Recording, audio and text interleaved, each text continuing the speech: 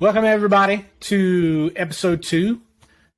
As you might have noticed, we've had video this go around. But this is episode 2 of Lessons from Terrible Students. We are the Terrible Students. My name is Jeremy Brown. That is Dr. Tara. So welcome, everybody, to episode 2. What we're going to go through today is more of a deep look in some learning theories that we as instructional designers use to do our jobs every day. Even if you're a competent and well done instructional designer, even if you don't know the names of these learning theories, you are using them whether you know or not. I personally learned that. I was doing some of this without even knowing that I was going by it. So just an interesting discussion to be had. First of all, I do want to let everybody know that this is a Lumius sponsored podcast. At Lumius, we are your partners in learning. So with that, I'm going to turn it over to the doctor and let her take us through the world of learning theories.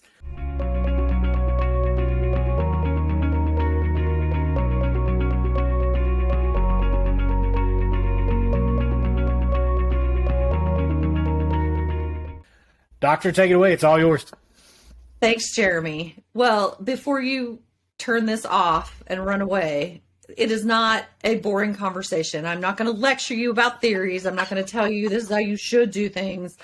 The idea behind this is to tell you or let you know that most learning theories are common sense. I think we sort of mentioned that in the first episode. They're common sense. You're doing it even if you don't realize you're doing it. And when you are a subject matter expert who is called to work on a project, if you are voluntold to go participate in a learning development project, or even asked to develop your own, knowing these 3 theories will make you successful. And I'm not talking about an expert in learning theories. I'm not talking about an expert in instructional design, but you are going to understand why you are drawn to do it a certain way, because it is common sense. You are an adult. You are training adults. So you are naturally going to do these things, but there's a reason for it. I have 3 theories for you. And then I have a couple of little extras that I'm going to throw in that you may hear other people use, or you may hear in the field and things like that, just so that you know what they are, because sometimes they're misused and they're called theories. And actually, I mean, one of them is a theory, but the other one is a philosophy. And sometimes those get mixed up in common talk. See, Jeremy laughing at me, common talk. That sounded really condescending. And that is not what I meant to say. It's okay. You're a doctor. You can talk now. That is horrible. No, that is terrible. People commonly get them mixed up, okay? It happens. We have frameworks, we have models, we have theories, we have philosophies, we have frameworks, we have all kinds of things that we talk about. So it's easy to get them mixed up is what I meant to say. Those of us who work in it all the time. Yeah, absolutely. Hey, Jeremy, we even get them mixed up. We do the same thing. So it's not that hard to get them mixed up. So sorry if I was rude for a second. That is not what I meant to do. No, you're fine. You're fine. So, Jeremy, let me ask you this. So even as an instructional designer, Jeremy went from SME to ID. I went from SME to ID. I had no idea that these theories existed. None whatsoever. When I started my journey in my PhD, which is what they call it, a journey. So nice, right? Well, it's a journey. Nice. All right. That's nice. I took a class called Theory. Yes, it is.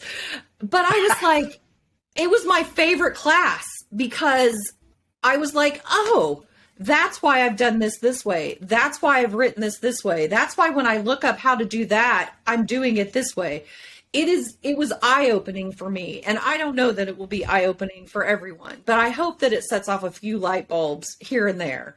So Jeremy, tell me what you know about learning theories. Sure. So I know there's a few that come to mind. Primarily would be like Kirkpatrick is the big one. I think that's the one that was used or talked about the most, primarily in a version of, hey, we don't do this often. And I think that's why I remember that one more, because it's like everybody's saying that, hey, this is the one that's great, this is awesome, and then nobody using it past like a Nobody does level it. one. Yeah. So outside of that, like Bloom's taxonomy is the big one that always popped up, because I was, Yep. I didn't take a class on writing learning objectives, so when I got there, they gave me this printout sheet of Bloom's taxonomy, Yes. looked like a big circle. So Oh, you got a circle. I have columns of verbs. Yeah. For Blooms. Yeah. I'm showing, mine I'm was a showing little more. my paperwork. Yeah. My papers are Yeah, just mine was a columns little of more Blooms. infographic, I guess, Yeah. than that. And then outside of that, there's, and I don't know if this qualifies as a learning theory or not. ADDIE was the big one, right? And we talked about that in detail in episode 1. So those were kind of the 3 that I was introduced to.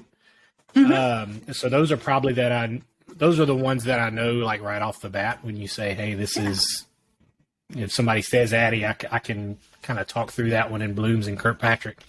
Outside of those 3, it's more of just, I don't even know if I'd call it a working knowledge, but it's more of a familiarity. Yes, it's absolutely true. Right? That's right. Absolutely. Well, and ADDIE's not even really a theory. It's more of, it's a model or a framework. And because it's the ADDIE model, there's the Agile model, there's the SAM model. They're models of and frameworks for instructional design. And there's a ton of them. But that's like it's just, it's semantics at that point when it comes to, it's still a theory. It's been around a really long time. It's been used a really long time. And it proves out to be, it is supported to be successful. So, that's why it's still around. If it wasn't, it would not, have staying power like that.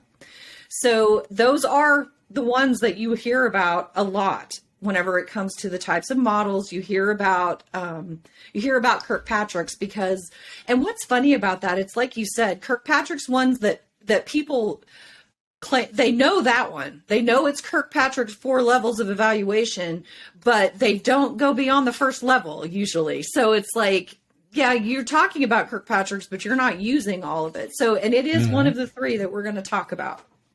So the first one I'm going to tell you a little bit about is adult learning theory, or andragogy. This was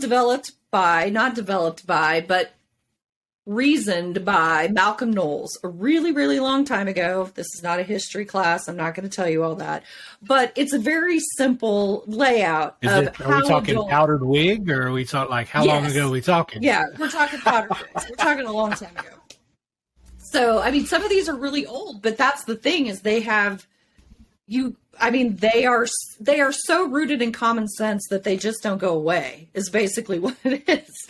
We're still talking about them now, right? Exactly. We're still talking about them and still using them. So adult learning theory is all about how adults learn. And there is a difference between children and adults, the way that they learn. Now, where's that line? I don't know. Where do you think the line might be? I mean, is somebody an adult just because they turned 18 and they're out of like the education system, possibly? That's what I was just trying to think. I don't think I actually considered myself an adult until my late 20s, right? I still don't consider myself an adult, so I don't know. But I'll tell you what, these 6 principles of adult learning are the reasons why we are terrible students. If you don't follow these, that's what makes someone a terrible student in reference to like us who are like, why are we doing this? So the very first adult learning principle is, why do I need to know this? Adults do not want to spend their time. They've got kids, they've got work, they've got too many other things going on. You need to tell me why I need to know this, and you need to tell me quick. It's relevancy. And that's why you'll hear us, if you're a SME that goes to, you're asked to participate in a development project and you go in, and I know that you're excited about what you do and you're talking about it and you have, 30 years experience. And I mean, you're seeing me doing it here. I want to tell you everything about this theory, but I'm not going to, because you only need to know this much, just a little bit about the theory. You don't need to know all of it. So that's where I'm going with that. And Jeremy, do you see that as an adult as being something, if you are asked to go to a training event and it's not relevant, is that one of your biggest triggers? So yes, now, when I was like an infield person, if I got the call to go to training, I'm like, great. Like, I'm not crawling under houses today. I don't care what they're teaching me. Now, whether or not I remembered it when I left is a completely different question. Exactly. Because I didn't like crawling under houses and doing all that. So when I went to training, it was more of a, great, tell me whatever you want to know, and then I'll decide whether or not this is important to me or not. But hey, this is a day that, and the thing is, we did get paid for training. Like, they still paid us for it. So I'm like, I'm getting the same amount of money to go to training than I am to do, hard labor. So, well, and that goes with, that's the need to know piece. So you've been told you have to go, great. You don't have to go work out in the elements that day, but it's still going to determine your level of engagement while you're sitting there. And like you said, how much am I going to walk away with? How much of this do I even care about? The second principle, there are 6, is learner self-concept. Adult learners are used to solving their own problems. They are used to directing themselves to wherever they need to go to solve a problem. So they like scenarios. They like real life problems that take them and allow them to solve things. It's less about teaching them. You've heard the saying, teach a man to fish, or give a man a fish, he eats for a day. Teach a man to fish, he can eat forever. Yeah, it's the same kind of concept. Is if you teach them how to solve the problem or where to go to solve the problem, then no matter what comes in front of them, they have those resources and skills to go do that. When you just give them one thing and say, what's the answer to this? That is the only answer they will ever go to. So you want to give people options, and adults prefer that. Does that make sense? It does. And I think, like, as I'm helping my daughter with like her math homework, that kind of makes sense, because she hates like word problems and scenario problems and all that kind of stuff. So I think that's interesting that it changes, because those are absolutely the ones I prefer, because it helps me just visualize in my mind what's actually going on, rather than just like in the case of a math problem, like stale numbers on a piece of paper. So yeah, it absolutely makes sense. Yeah. So I'm not going to talk about math because it's not my thing. So statistic math, yes. Algebra math, no. The third principle is learner experience. And what this talks about is that, as opposed to children, adults walk into a learning event with experience, either life experience, professional experience. They're not walking in, not like an empty vessel, or like we describe kids as like a sponge who just soaks up everything. Adults have already soaked up a lot, right? So they come in with a level of experience, and you should, as a facilitator and as a curriculum developer, you have to, instructional developer, designer, whatever you want to call it, you need to respect that and know that they are coming in with a certain level of experience. So whenever you are coming in, that's why we ask about the audience of a course. If they come in and it's somebody who already has 2 years experience in this position, and we are upskilling them for something, I don't need to give them all of the basics again, not even as a review. And you are going to hear lots of people push on you. And as a SME, you are going to say, yeah, but you have to know this before you know this. And there's a theory for that. We're not going to talk about it today, but there is. And I get that, but you have to take yourself and fast forward to where they really are right then, and the experience that they have, because it is you can tie that then to learner self-concept, and then back to, why do I need to know this? I've been doing this for 2 years. Don't waste my time teaching me stuff I already know. Right? Yeah, Jeremy absolutely. is nodding. I am nodding for those not actually watching.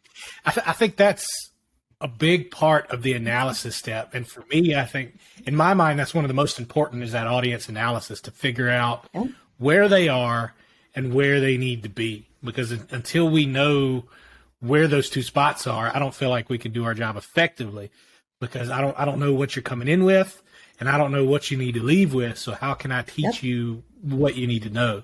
So for me, that's one of the biggest parts of that analysis step is really figuring out where the audience is. So that makes a lot of sense. Yep.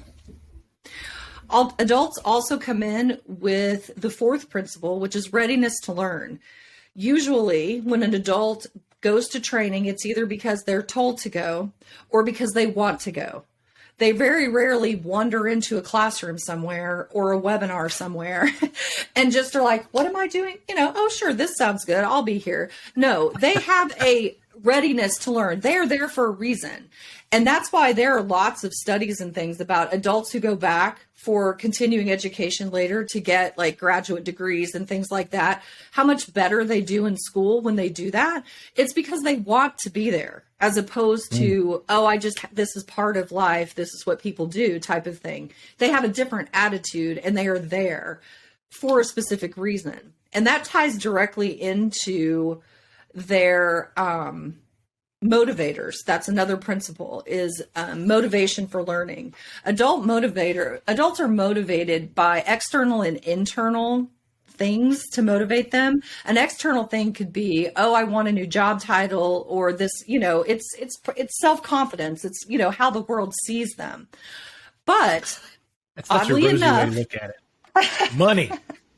Money is a big deal. Yeah, money is a big part of it. That's what motivates a good bit of adults. Money. Yep, external salaries, higher salaries, better jobs, promotions, that kind of thing. Internal motivators are their self-confidence, self-esteem, your job satisfaction, your quality of life type of thing. And oddly enough, while money is a big driver, internal motivators are even more important to adults. So it's like, how do I feel about this? I'm going to work every day. I'm spending 40 hours a week at this job. Am I satisfied where I am? And that stuff is a big motivator. So that's another thing that you think about when you're developing courses. And then the last principle, go ahead. Before you jump to the last one, I think that's becoming more prevalent now. I think that's one of the big things that COVID changed in the workplace. I think that's where we really start to saw a shift in how the workplace is, and more people. And I think we were already starting this way with people of younger generations coming up into the working force. But it's more of a, am I happy and fulfilled in doing what I'm doing? Because a lot of the people I know, my age and younger, that's right up there with salary. It's okay. Yes, this job may pay more, but it's terrible. So maybe I'll take a little bit less to actually be, happy. So exactly. I think it's very interesting that kind of hierarchy of needs, for lack of a better term, is so prevalent nowadays, especially post-COVID, where we're really looking at like happiness and salary, in my opinion, now are almost neck and neck for what people are looking for in a working situation. So, and I don't think that's been the case. I mean, I know it hasn't been the case for as long as I've been in the workforce. Before that, I didn't pay attention because I was just a kid. Well, so, exactly. Well, the expectation that you are available 24/7, the expectation that you are going to go above and beyond, and that kind of thing. I mean, going above and beyond is one thing, but people want to be compensated for that in some way now. And I say now, they should have always been compensated for it. That's a toxic work environment is what it is. But it's interesting that we go back to these adult learning theories. And when we're coming out of COVID and you're thinking about onboarding programs and you're thinking about training for new employees, that kind of stuff is a big piece of it too, in the individualized approach to onboarding and training people. And that kind of leads into our last principle of orientation to learning, how adults are oriented to learning. I almost said orientated. I just made up a word. That's a word, right? We can. I don't know. I don't think so. No. Submit that word to. Don't. That is horrible. But, and it's very similar to like the self-concept piece also. Adults come to a training to learn a task that's going to solve a problem for them or make something easier for them. So why are we making it harder in training? We shouldn't be. It should literally be, I walk into this classroom, I am learning what I need to know today to be successful when I walk out of this room. I do not need to know every theory behind everything. I do not have to know the history of all of this. I just need to know this task in this software program to go out and do this today. And somehow we can take something that should take, you could learn in a 20-minute e-learning, and we turn it into a week-long VILT that everybody has to sit in for 6 hours a day. And you're like, why are we doing that to people? Stop doing that to people. They don't want that. Yeah, Go ahead. You touched on something when it comes to like history. And even me, like I'm a pretty big history buff. Huge fan. Like when I started working at a local ISP, a coaxial company, the first thing that we did in training after they got our boot size was go over the history of coaxial cable, all the way back to running the first phone lines and like stuff we were never going to see. Yes, because the thought at the time was, okay, well, you need to know where we came from to know where we got to. And to a certain level, I agree with that, but not to the level of detail that I think a lot of people always try to force in there. It wasn't just a simple flow chart of, okay, we started with this, then moved to this, then moved to this. No, it was in 1892, exactly. This guy that I'm never going to remember his name shouted at somebody, and that's how they wanted to start. I don't need to know all of that. Exactly. Just give me what I need. Exactly. Well, and that kind of leads into our next theory. You did it without even realizing it. Hey, look at that. Almost like I know what I'm doing. Exactly. Imagine. So think about that. So whenever you're on the job, how often were you called upon to recite the history of coaxial cable? That would be zero. That would be zero amount times. of time. Yeah. Zero amount of times. And were you tested on the history of coaxial cable while you were? Oh yeah. Yeah. So you at the end of that first week. Yeah. So you were assessed on something that you didn't even really need to know to do the job successfully. So huge thing. It happens all the time. One of the best ways, and this is your second theory, to eliminate some of that is Bloom's cognitive taxonomy. You heard Jeremy mention Bloom's and learning objectives. Learning objectives are the outcomes. Objectives. What do learners need to know and what do they need to do by the time they leave this learning event? And I want to drill this down. I'm not talking about a giant program. I'm not talking about blah. I'm talking about this 20-minute e-learning course that you want them to take.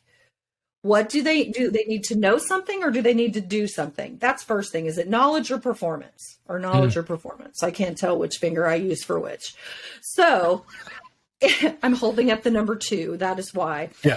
And so that's an important thing to know.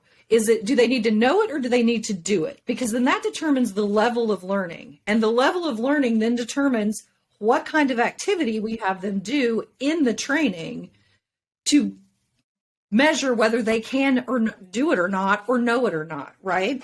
If it's a performance objective, if you have a software program and your expectation is someone is going to be able to work through the key sequence correctly, then that's what you should be teaching them. You don't need to teach them why the software exists. You don't need to teach them the coding behind it. You need to show them, tell them first, this is why, this is the sequence and this is what we use it for. And this is when we use it. And this is where you find it. Second, this is how you do it. And you show them how to do it. And then you let them do it. Because that's a performance objective. If it's know something, it's like you said, the history of coaxial cable. Well, if you actually needed to tell people that when you went out on the job and your first job when you got there was to recite the history of coaxial cable, you would then have needed that information, right? To be able to do that. I think if I tried to do that dude would have threw me out of his house. Like, what are you talking about, man? Just fix my internet, dude. What are you doing? Yeah, I do. What? And you're looking at the coaxial and you're like, do you know when this was developed? Do you know how old this is? Yeah, I mean, I can imagine. Yes, it's like, dude, fix the cable and get out. So Bloom's taxonomy is about your learning objectives, your outcomes. Now, Bloom's taxonomy should tie directly to some sort of business goal. So, and this doesn't always happen. This is a break that we see often in the industry. You see it all the time. A business has 1-year goals, 5-year goals, 10-year goals. They set up their strategies and their goals, what they want to do over time, but they don't invite training to the conversation because some of those goals might be met if with a training initiative of some kind. Like say you have a new product rolling out and you need to train your sales staff on it. Well, then training should be in the conversation about the new product and the timeline for this product so that they can be an integral part of that rollout internally and then externally to your customers. So your business goals, say your business goal is increasing sales of product A by 5%. So that's a business goal. Great. So then what we would do as learning developers is we'd come in and say, okay, so what do salespeople need to know and do in order to increase the sales of product A by 5%? What do they need to do? And then you break it down into the taxonomy of verbs. And it comes down to the verb. It comes down to what type of verb you put in front of what they need to do. If I need to know something, then I need to know something. If I need to perform something, that's a different level of learning. It's a higher level of learning. So one of the things that we do is we will listen to that business goal. We'll listen to people talk about how they meet that goal. And then we will pluck out the verbs that we hear them using. And one of the things that happens when they do this, one of the biggest gaps that you see is not just between the business goals and then a goal for a class, is you see people who they are thinking about it. And this is a natural way. This is a natural thing that people do. SMEs do it. Other people do it. Birds and bees do it, whatever. Everybody does it this way. They think about it from how would I teach this to somebody? So they would say, well, I think they need to know these definitions. Okay, but Jeremy, pop quiz. How do you measure the word know? K-N-O-W. How do you measure whether they know it or not? I mean, the only way that I can think of, from your example as definitions is the test at the end, right? Right. But how would you measure it? But what metric? What's your overall outcome of that? If you want them to know it, how are we going to know they know it? Yeah, that's a good question because, right. And it also, what does know mean? Like, yes, they can parrot it back to me within a couple of hours of being in the course, but that may not mean anything 2-3 days from now, much less months when they may actually need to use this information. So exactly, you can't in any quantifiable way, as far as I know. Jeremy and his smart aleck way of knowing. Let's see. He dinged on it with measurable. It is about measurable outcomes. If you remember the frameworks, if you remember ADDIE, the model with evaluation at the end, all of the models have evaluation at the end. You have to evaluate what you did to see if you met your objectives. So your objectives have to be measurable. So saying that my objective is they need to know these definitions, well, that's not really what we're going to expect them to be able to do at the end of class. What we're probably going to expect them to do is explain those, perhaps recite those. We don't often have adults memorize things, but sometimes you do. But you pick the verb you can actually measure, because if they can explain it, I can test them on that.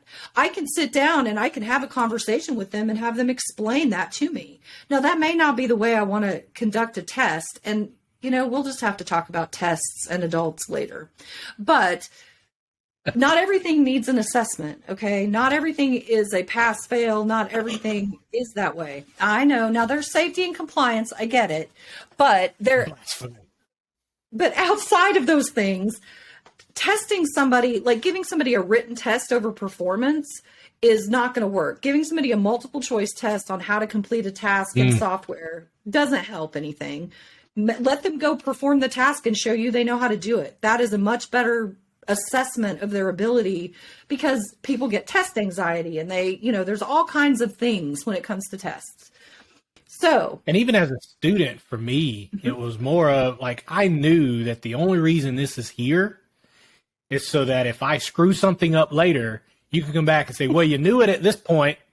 Right. So, right. Why did you mess it up now? Exactly. So, and that was before I even started in learning. So for me, even as a student, I was like, this multiple choice pass fail test is not for me. It does not benefit me as far as my learning. No. It's really just so that at some point, if I screw something up, they can go back and say, well, we taught it to you. That's right.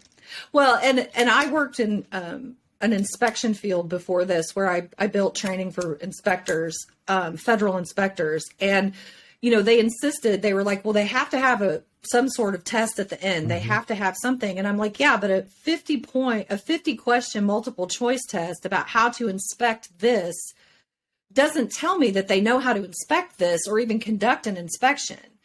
They need to go conduct an inspection in front of me. And so we flipped the whole narrative at that training facility from this scary 50 question test at the end of the week to an actual performance-based measurement that went through the entire week. They did each step and they were evaluated, and it was much better. And it's so much, it relieves so much tension from the test taking, because it's like, well, I do this, I can do this, I can inspect this. So it changes the perspective. It does. And one of the big things that I think, another change that I've seen as my generation has come up, I call us the tested generation. So we grew up with Scantrons, and we, like, in our English classes, we were taught how to take multiple choice Scantron tests. Like, even if, like, I know strategies to where even if I have no idea what this material is, I can get it down to probably a 50% chance of getting that question right. So I don't think, and this is my soapbox, you got on your soapbox in episode 1, I'm going to get on mine this time. My soapbox is, I don't think multiple choice tests are nearly as effective as some think they are. They're the easiest way to, quote unquote, assess where somebody's at. They're the easiest to write, even though it does take some skill to write them well. But even if you do all of that correctly, if I can come in as not taking the class, having no information at all, and get it down to a 50% chance, so if I can eliminate 2 of those options just from common sense, because that's essentially what they taught us to do. Yes. And I don't know, and my daughter's in middle school now. I'm not sure if they're still teaching them how to do that now. I've taught her how to do it, because she was one that had testing anxiety. So I'm like, okay, well, just look at it like this. And I walked her through the entire thing. So I don't think multiple choice tests are nearly as effective as they may have been in the past, or as we thought they are now, just because there's ways to game the system, because you know that the answer is there. You just have to figure out which one it is. So that's kind of my soapbox, is that until we understand that this entire new generation of workers have, 8 slept and breathed Scantron tests throughout their entire schooling career, then we just have to move past it. Yes. And that's why, that kind of thing is just, it's not applicable in a workforce setting usually. It's just not, these people are there to do a job. as we mentioned in the first episode, workforce training is functional training. We are teaching them about doing their job. So they're really, if a multiple choice test is only going to be it's only going to be slightly effective as maybe a knowledge check or something like that, just to make sure that they are grasping what you're training as you're going. But to give them something at the end on that is just not, it's just not as effective. And those questions, the way that you tie that, in evaluation back is one of the easiest ways you can do it. I'm going to give you a trick. Okay. You ready, Jeremy?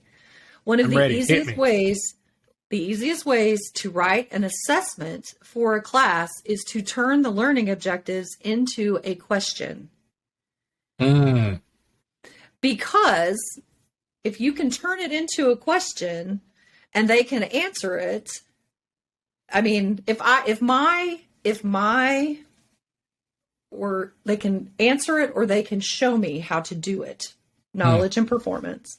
So if my objective is demonstrate the features of product A, say that's our terminal learning objective, then what I would do is say, show me, or not even a question, but a direction, show me the features of product A.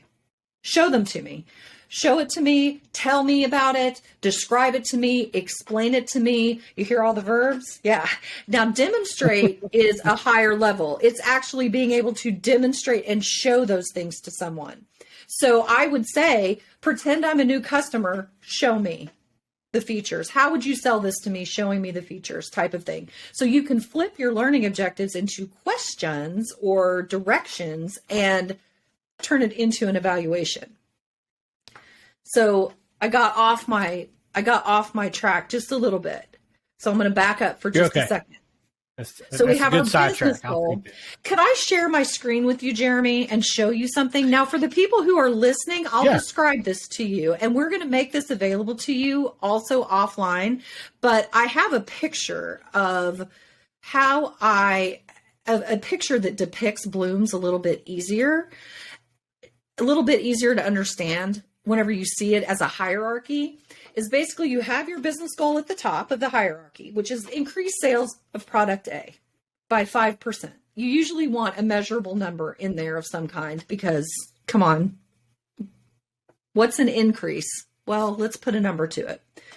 Then you determine your terminal learning objectives for this course, for this thing we're doing right now. The overall business goal is to increase those sales.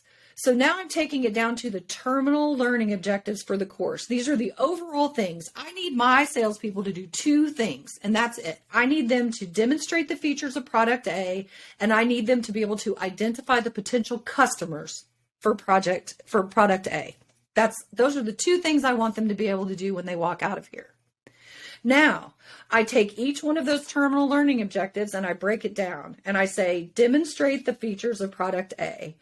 And I say, okay, subject matter expert who is sitting in analysis with me, what do I do to do that? How do I do that? How do I go about doing that?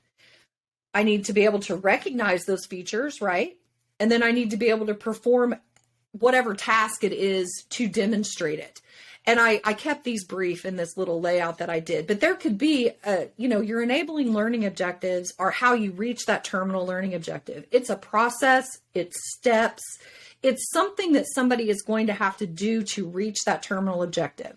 So if it's demonstrate the features, so there is a knowledge piece there, the recognizing features. I need to know what they are, and I need to know them when I see them.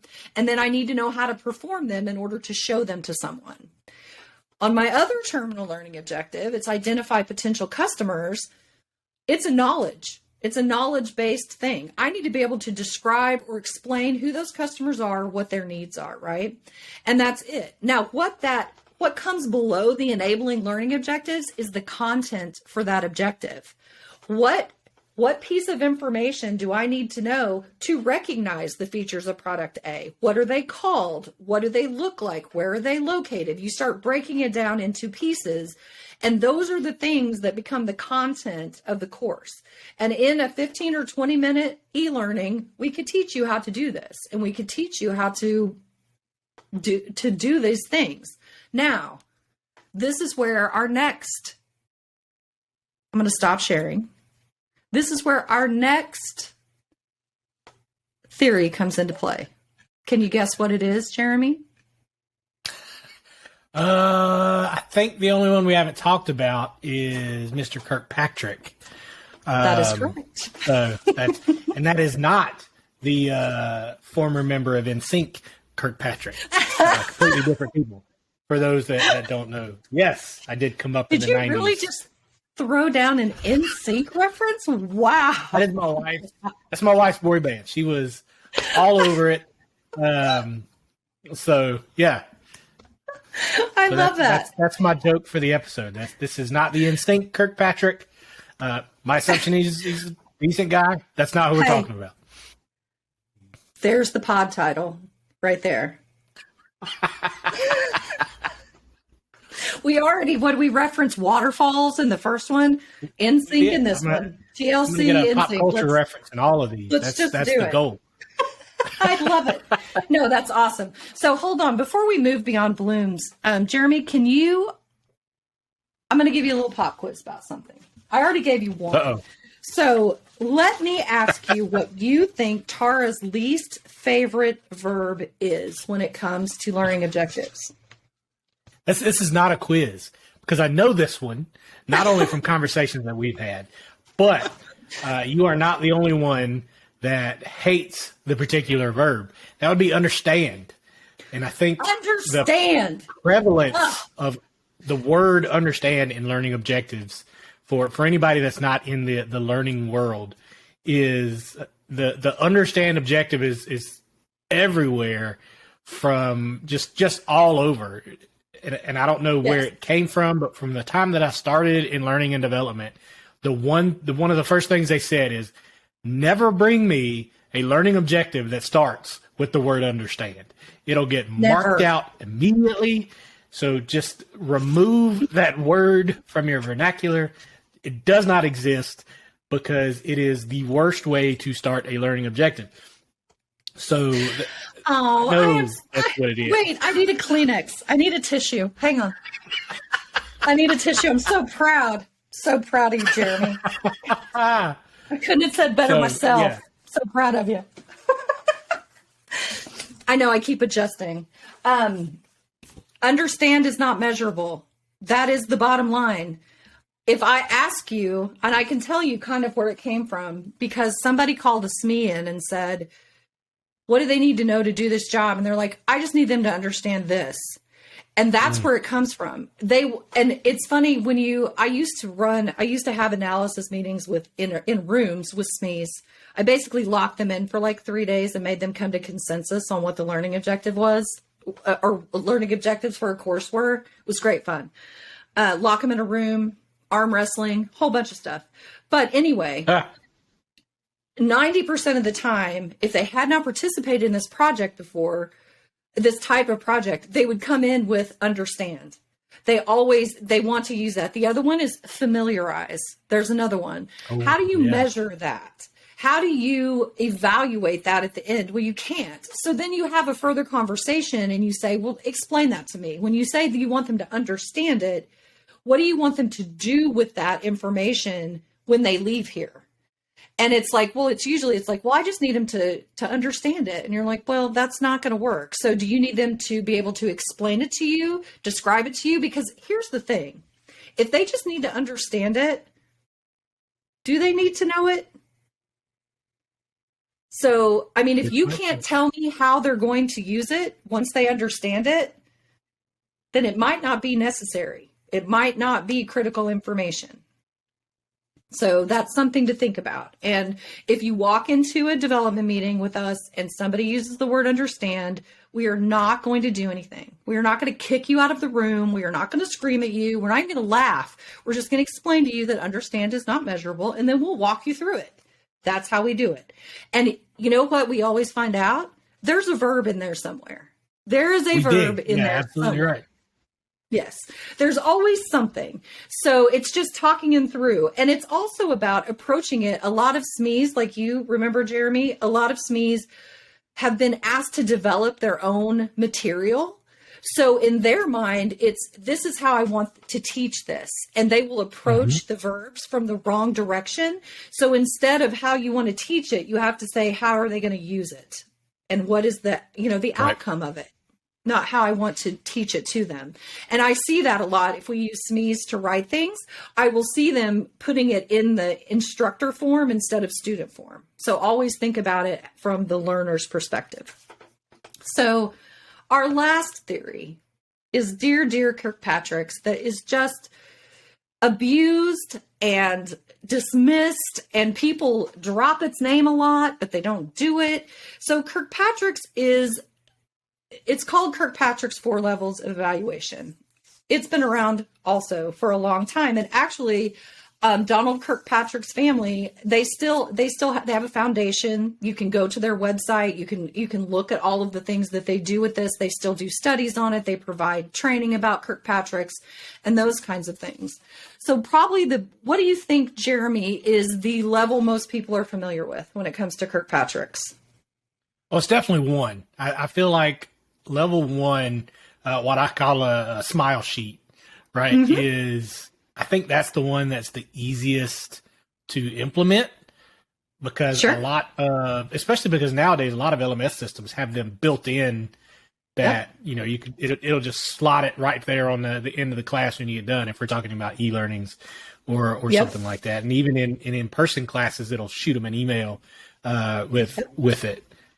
But my question has always been, how effective is that? And what is that telling me outside of, okay, they liked it. Great. Like, I'm glad they had a good time, but did they learn anything?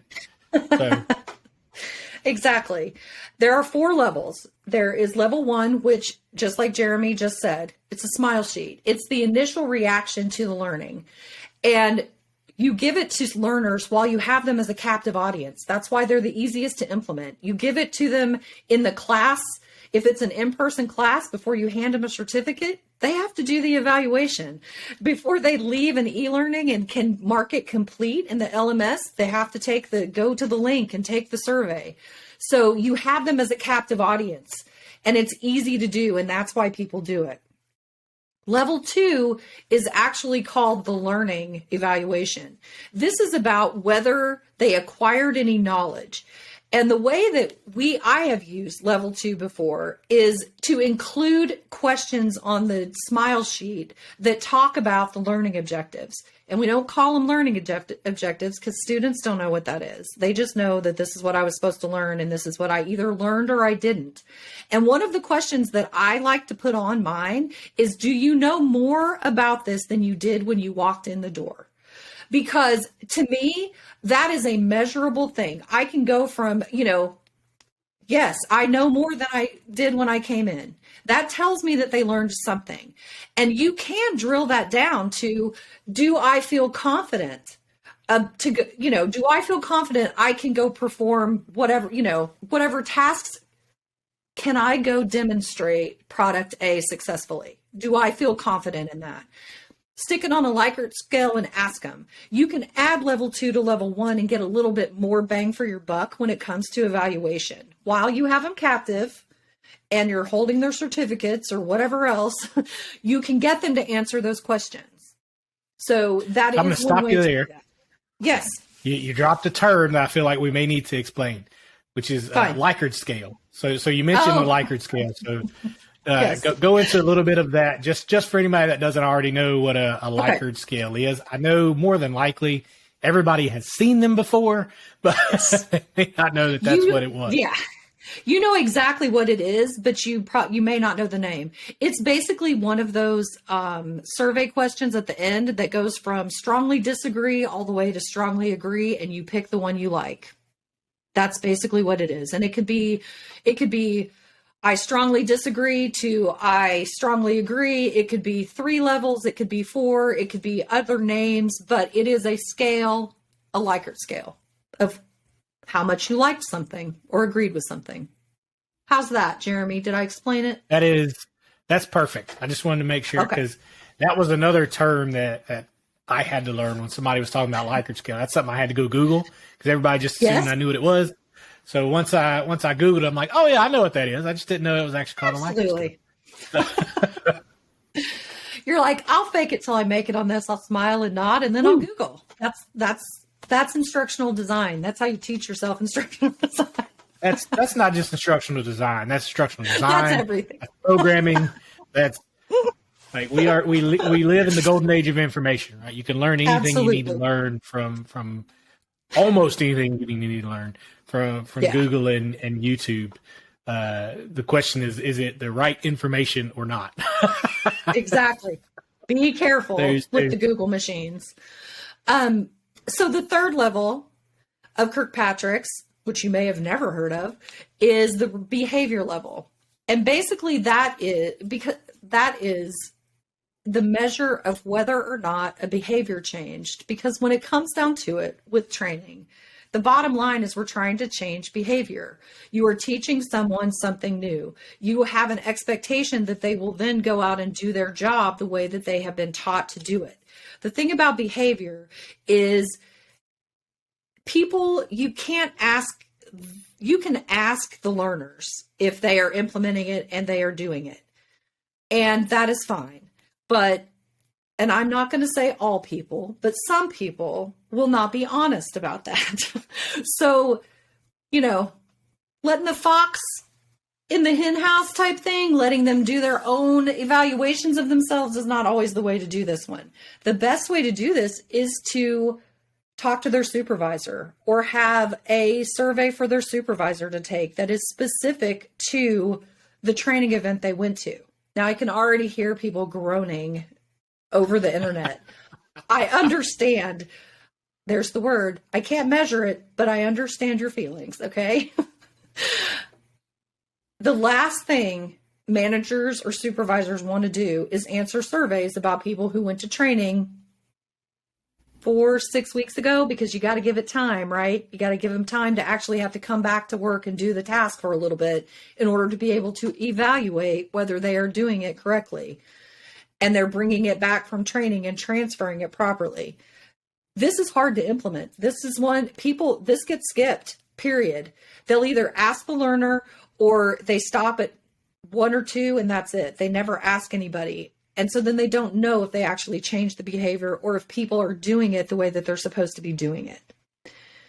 Jeremy, if you were a manager, just listening to that, does that make you crazy? Probably not. I will say I do not have a want or need to be a manager.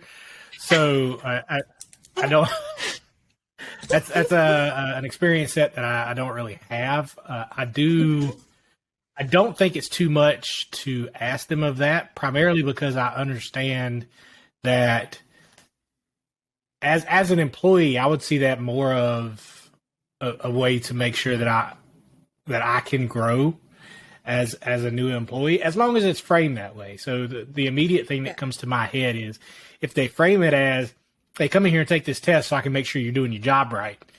That's got more of a negative connotation than, hey, I need you to come in here and let's just have a discussion and make sure that you get everything that you need to know and make sure that you're doing everything, by the book, by the process that you were taught. So I don't think it's too much to ask. I do think that there is a certain amount of finesse that the manager would have to apply to make sure that they understand, hey, if you're not necessarily doing this right, you're not going to get fired because it's a training issue. So exactly. Hopefully that ain't and that's you're absolutely correct. The major thing that we get is, managers don't have time. I have 30 people who report to me. I don't have time to do this every time they go to a training. Okay, I get that. But first off, if it's important enough to have a training event, it's important enough to evaluate it because you let them go. You took time out of their day, productive performance, production day, to go do this. It should be important enough to know whether it worked or not, right? Because it's cost you money at that point, which leads us to some of our higher levels that almost never get measured. Level 4 is actual results. And when we talk about results, we're talking about tying it all the way back to your business goal. And that's why it's so important in Bloom's that we get our objectives lined up with business goals, because you can't really do a level 4 evaluation if it's not tied to your business goals somehow, because that is how you determine whether or not this was a good gamble or a good initiative or a good course to offer. If you only raise your production, say we're going back to product A, right? And we only increase sales by 4% or something. Well, you know what? That's still pretty good. So we know that this training program at this point can produce a 4% return. We know that. So what could we do to get the other percentage point? What's it missing? Or maybe 4% is enough. The point is, if you don't do the evaluation, you don't know. So do it. And that's what I always hear. So the term ROI is the big one I always hear with level 4. And I didn't know if that was synonymous or the same thing or just kind of tied together. But that's what really. And that's return on investment is the big one, because from what I've read and from what I've heard people talk about, that's very difficult to figure out when it comes to training, because there's a lot of stuff that goes into return on investment. I do not know what that is. We may bring somebody on to talk about that, maybe a future episode. We don't know yet, but that's a big one that I've heard when it comes to a level 4 Kirkpatrick is they're almost used, synonymously is, a level 4 or to do an ROI, and it's all about tying it back to, okay, was this training class worth the money that we put into it, and how can we figure that out?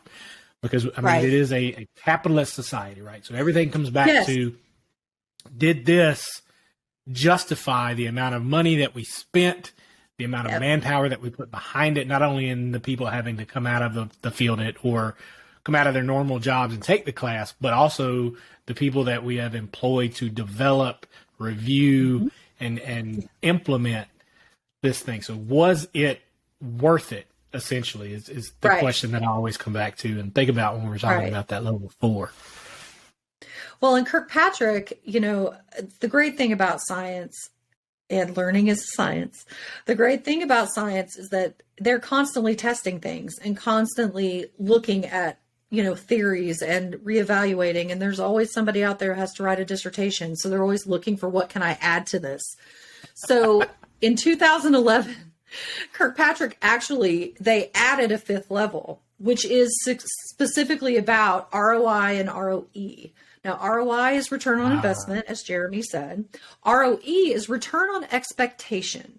There is kind of a mindset switch when it comes to evaluating learning and training, that maybe it shouldn't be all about the money. It should be about the expectations. Did this do what you expected it to do? I know that's insane. But, training and learning and development is considered a cost center. It's not considered a revenue center. It never is. And it should be, because if your people are more productive because they've been trained well, you're going to make more money. If that's what your goal is for your business, then it's going to happen. That would be a big soapbox, because I think we'd both stand on that one. I agree 100%. Absolutely. So Absolutely. And so it's not always about the money. It's about the expectation, because just like an onboarding program, for example, that is a very, very expensive thing to do. It's an experience. An onboarding is not something that is a one and done thing. You should not bring somebody in, dump them in training for 3 weeks, and then consider them onboarded. Onboarding should be an experience, and a supportive experience that lasts for a while. That is it. That is something that it takes investment of time, and it takes investment of money. But I would say, is it meeting your expectations? Are you retaining more employees? Are they happier? Are they more engaged? Are they, do they have work-life balance? Whatever your values and culture are, those are your expectations for programs like that. So to me, I could soapbox this all day long, Jeremy, about how it's not just about the money. So it's about, are the learners getting what they need when they need it, type of thing. What do you think? Yes? So No, I agree. Again, like I said, I'd be up on the soapbox with you as far as, is it about the money or is it not? I understand from a business point of view that it is all about, from the business, it's about the bottom line, right? But my argument back to that is, well, if you've never done this from a point of view of, we'll use onboarding for your example. If you've never done onboarding from the point of view of this is important, then you don't know how that's going to change your bottom line until you at least try it. Like, you have to put effort and time into it. And I think, especially again, and I don't mean to keep harping on it, but the change in the workflow in the workforce now, a lot of people are evaluating even after they go through the interview and, the hiring process. Yes. You're still not guaranteed to keep that person on. That's right. Until they're, through and in their first few months. So I feel like that onboarding process is extremely important now, and definitely worth all of the resources and time that you can put in it, because, you want to make sure they stay on. Like, if they're assuming your hiring process is where it needs to be and you're hiring quality candidates, you don't want them to leave your company just because your onboarding process stinks. Yeah, so, exactly. Absolutely. I've been through a few of them, right? Where I've gotten through the interview and the onboarding was like, okay, well, that could have been better. I prefer stability, so I'll probably stick it out for a little bit longer than most, I think. But right. It's extremely important from an onboarding point of view to make sure that they feel welcome, they feel supported, and they know where they can turn to if they have a question, because there is going to be questions. I think a lot of times one of the things that is not provided is that kind of access. Give me a knowledge base. Give me a person. Give me something that I can reach out to, because there's going to be something within that first week that I hit where I'm like, oh, crap. I don't know how to get past this current hurdle that I'm on. And if I don't have you have to build their support network. If I don't have that support network, it's instantly stressful for anybody. And Jeremy, to tie that back to our adult learning principles, that goes with those, right? You're self-directed. You want a resource. Tell me how. I'll figure it out. Just tell me tell me who to talk to. That's an adult learner for you. Absolutely. So let me throw a statistic out for you, and I'm going to read it because I don't want to get it wrong. 30% of organizations do not evaluate the effectiveness of the compliance training programs they put in place. That's from a 2022 study from Think Impact. And that's compliance training. So that means that, there are either regulations, standards, rules, laws, something. Only 30% don't evaluate the effectiveness of those programs. So that is frightening when you think about compliance and what if these are people who are out inspecting dangerous things, or if they are out performing dangerous tasks, 30% are evaluating. So, and not even that, like, compliance training goes into, your sexual harassment training. Yes, your absolutely. IT security training. So those are the two that I think most people think about when they think about compliance training. Those are also the two that could cost your company the most money. So even if you are still going back to that, the bottom line of it, if somebody is unaware of those policies and those procedures, you're leaving yourself liable to be hacked. You're leaving yourself liable to providing a hostile work environment to another employee, which is a whole other can of worms that not only is going to cost you money, it's going to provide one of your assumably respected employees with a hostile work environment, and it's entirely possible that they leave because of this environment that's created, because we're not evaluating and making sure the training is hitting what it needs to hit. So absolutely, from your background in like inspections and stuff like that, that's one thing. But even I feel like a lot of people take compliance training for granted, because they think, well, this is common sense or whatever. Exactly. But there's a reason that training is there. Yes, Exactly. And that's why they make you do those types of training like every year. Mm-hmm. And it's, they're protecting themselves. I think one of the reasons, just to close up Kirkpatrick real quick, is one of the reasons that people don't mess with like 3, 4, and 5 is because it's not when you have a captive audience, right? You are having to rely on evaluations from people who are busy with other things. It's just like calling the SMEs in to help develop a learning project. You are asking people to add more to their plate, to actually, frankly, if you're going to tell us whether an employee is doing something the way they're supposed to be doing it, you're going to actually have to like engage with them to figure that out. And that takes time. And it's a long game in some ways.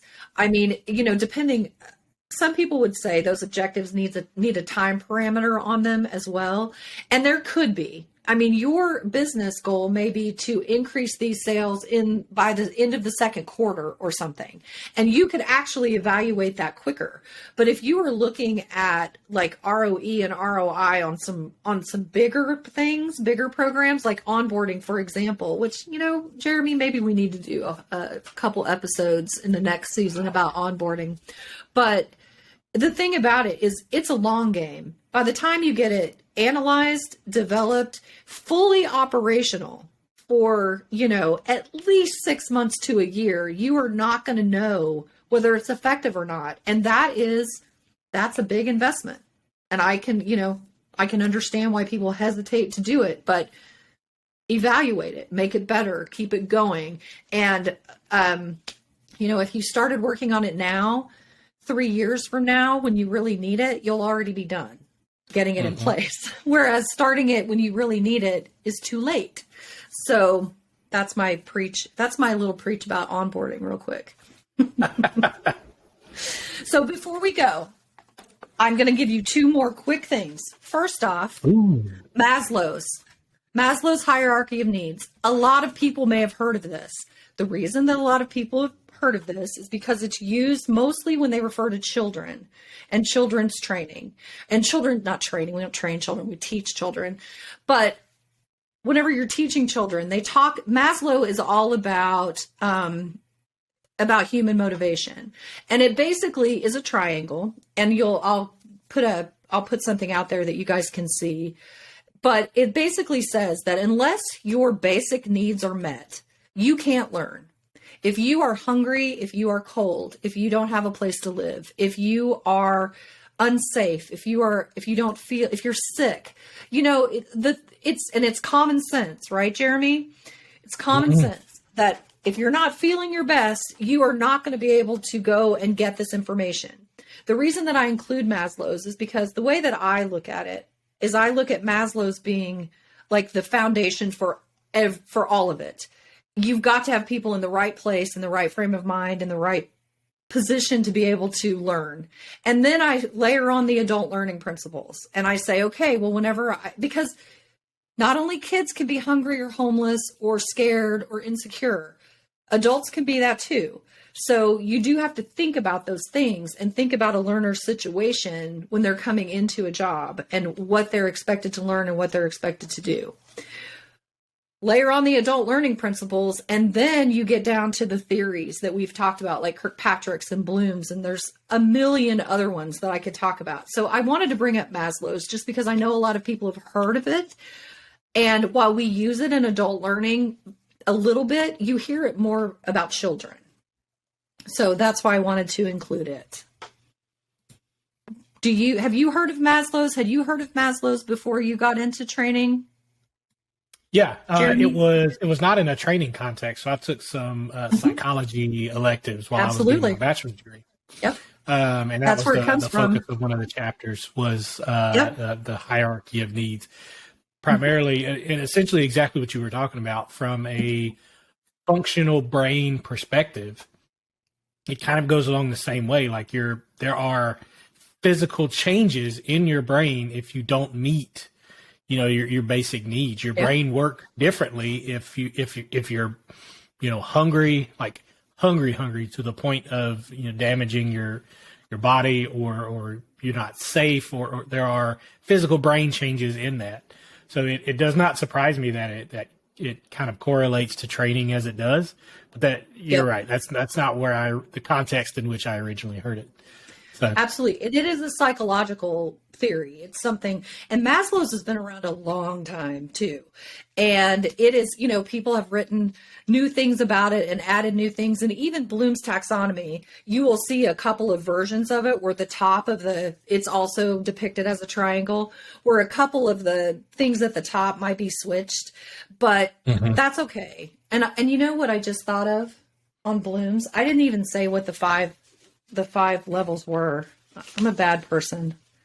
So I'm going to tell you what they are now, just so you know. There is remember, is the bottom. That's the first level. Easiest thing to do is to remember something or teach or memorize something. The second one is to actually comprehend it or understand it, comprehend it, that kind of thing. You're able to explain ideas and concepts. See, I flipped it to a verb. Then it gets to application, which is actually like applying something, say a math formula, like you were talking about with your daughter or something like that. Then there's analyze, then there's evaluation, and then there's create or synthesize. And sometimes the evaluation and the synthesize will get flipped, just depending on the article you read. I personally am the synthesize create person at the top of that pyramid when it comes to it, because to me, if you can take a concept that you've learned and you can apply it in a completely different way, you're creating something new. And that is really, what else can you do with it? That's amazing. So I love that kind of stuff. I know I could dork out on this for hours, Jeremy. So anyway, sorry, I got the Blooms. Those are the levels of Blooms. Now, one last thing. I told you I was going to give you one more thing, and I am, and it's a philosophy thing. People get philosophies and theories mixed up. In academia, we call these philosophies. In some places, they call them theories. I don't care what you use, but there's behavior, there's cognitivism, constructivism, humanism, and what's the last one again? Connectivism. I had to look at my list. These have developed throughout time. We started with behaviorism, changing behavior, teach people to do something, drill information into people like it's a memory bank, right? That's where you see a lot of pedagogy, which is children, teaching kids. It's very limited in workforce training because we really aren't about people memorizing things. We are about giving them resources to go solve problems. Cognitivism is from the 50s, and it is the theory that, or the philosophy that focuses, it went towards psychology, basically. Also very limited in workforce training. Where workforce training really lives is in constructivism, because it's about students constructing meaning from what they learn, which goes back to that creative thing. You're giving them information, you are giving them the skills to solve problems and critically think. And that is where workforce education really is, or workforce training is, because I can't tell you how many times, and Jeremy, you can agree with me or disagree, I am asked to teach people how to critically think. Have you heard that, Jeremy? Oh, absolutely. Yeah. I do absolutely technician problem solving training. Yeah. Absolutely. Troubleshooting, all of that. So it's less about, it's teaching them where to find the information. It's teaching them to fish is what it is. It's teaching them how to solve the problems. Now, humanism and connectivism have kind of come along in the last, it's, like we were talking about, Jeremy, talking about how young you are and your generation. And I get all that every time you say it. It's like a stab in the heart. I understand. But that has moved it more toward, humanism is learner centric. We're focusing on the learner. What do they need? What do they want? What do they expect? And then connectivism is about making connections between people and adding the personality to it. Instead of the Scantron, let's have a discussion about this. Let's talk about this, that kind of thing. And the last thing I'm going to say is I have a person that I really admire who had this 4 steps that he used to describe all the time about what we do. What we do is we want to teach the right people the right things at the right time and in the right way. That is what we do. Whenever it comes down to the right people, that's your audience, right? The right things are your objectives. The right time, we haven't really gotten into the timing of training, but if you bring someone in, let's use onboarding as an example. If you bring somebody into an onboarding and you teach them how to do things that you don't expect them to do on the job for 2 years, you are going to have to retrain them in 2 years. Stop doing that. The right time is as important as the people and the things. And then the right way is where we come in. What advice can we give you as instructional designers on what's the best way to present the right people, the right things at the right time? And that is where I will stop.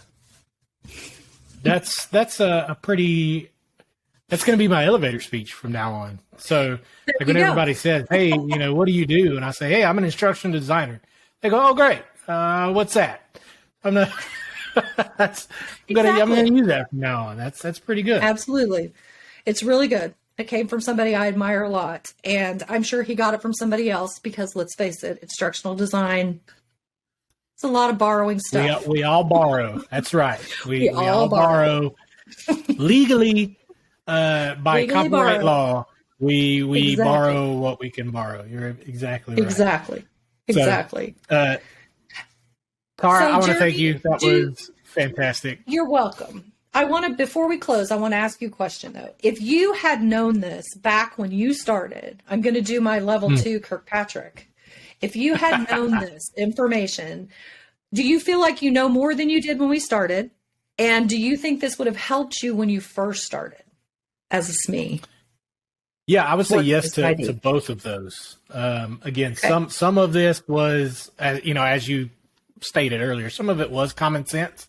There was also, I feel like, at least hopefully, because I think I do my job well, I feel like I've done a lot of this kind of without relating it to some of these things, primarily around like the adult learning theories. A lot of that, at least how it was phrased and how you kind of went over it, a lot of that was new to me. Bloom's I mostly knew. Kirkpatrick, I had a fair understanding of. But so yeah, I'll say yes to both of them. I've definitely learned some stuff. Hopefully everybody listening has too. I hope so too. And I hope it helps. And I mean, there's tons of articles. And if you ever have somebody who wants to argue like statistics with you, there's data about all of these, just tons of it out there. So look it up. We're teaching you to fish. Awesome. Thank you, Tara. I appreciate it. I think we're going to wrap up here. Thank you, everybody, for listening. We'll be coming back in a little bit of time with episode 3. Episode 3, we're going to focus more on the SME experience. So essentially how my day-to-day was when I was a SME. In my role, we'll have Tara do the same thing and then kind of talk about the expectations and kind of what's expected from a SME when they're brought into a learning project.